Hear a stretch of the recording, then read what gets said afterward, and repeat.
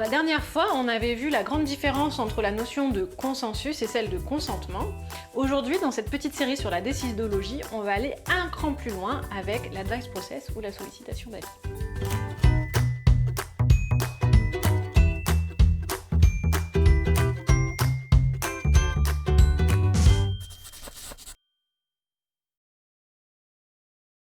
Bonjour et bienvenue, moi c'est Nina et vous êtes sur OpenOpal, la chaîne qui réinvente les organisations un pas après l'autre.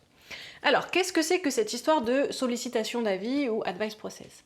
En fait, c'est un des éléments essentiels, ou en tout cas principaux, qu'a mis en évidence Frédéric Laloux quand il a fait sa grande étude pour essayer de comprendre comment pouvaient fonctionner des organisations de manière non hiérarchique et qui a donné le mouvement des organisations Opal.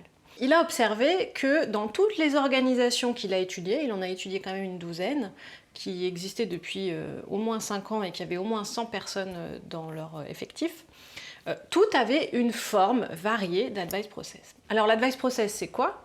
C'est en fait une méthode de prise de décision qui permet de formaliser quelque chose qu'on fait naturellement. C'est juste une mise en pratique standardisée d'une manière intuitive et naturelle de prendre des décisions.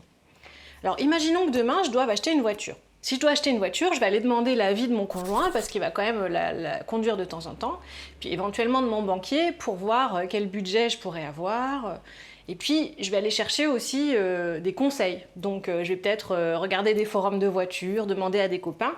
Et puis dans mon cas, je vais surtout demander à mon petit frère parce qu'il est trop fort en voiture et que je lui fais une confiance absolue sur la manière de choisir mes voitures. Et donc une fois que j'aurai pris en compte tous ces avis-là, je vais prendre ma décision et à la fin, le chèque, c'est moi qui le fais. Donc c'est moi qui achète la voiture, c'est moi qui paye l'assurance, si je la casse, c'est mon problème, si je me trompe, c'est mon problème. Et donc en fait, tout ce que j'ai fait, c'est d'aller recueillir les avis de personnes qui vont être impactées par ma décision et de personnes que je considère comme expertes dans cette décision, dans ce domaine-là.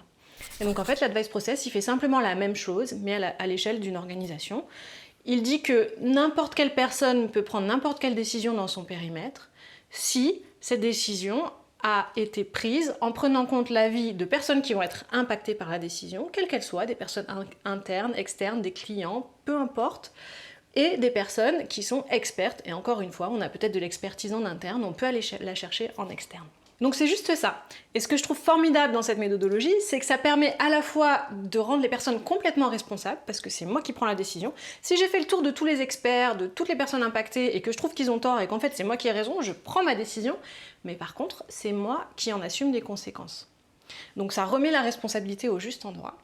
Ça permet aussi de réconcilier ce qu'on a vu en neurobiologie, qui est que en fait, nos prises de décision dépendent de nos émotions et que donc du coup, c'est un mirage de penser qu'on peut prendre des décisions à plusieurs parce que ça dépend de l'état interne de l'individu et que donc les décisions doivent être prises par une seule personne. Donc ça remet le niveau de responsabilité sur l'individu, ce qui est en cohérence avec la neurobiologie. Et puis, si c'est bien utilisé, ça permet d'amener l'organisation à une performance de malade parce qu'on a des décisions qui peuvent être prises rapidement par une seule personne, au bon endroit, au bon moment. C'est complètement magique. Ça demande un peu d'entraînement pour arriver à le maîtriser, mais une fois que c'est vraiment bien pris en main, c'est ultra magique. Voilà, j'espère que ça vous donne des petites idées, que vous avez envie d'essayer. N'hésitez pas à vous documenter sur le wiki de Reinventing Organization. Si vous parlez anglais, il y a tout un tas de documentation sur ce process-là.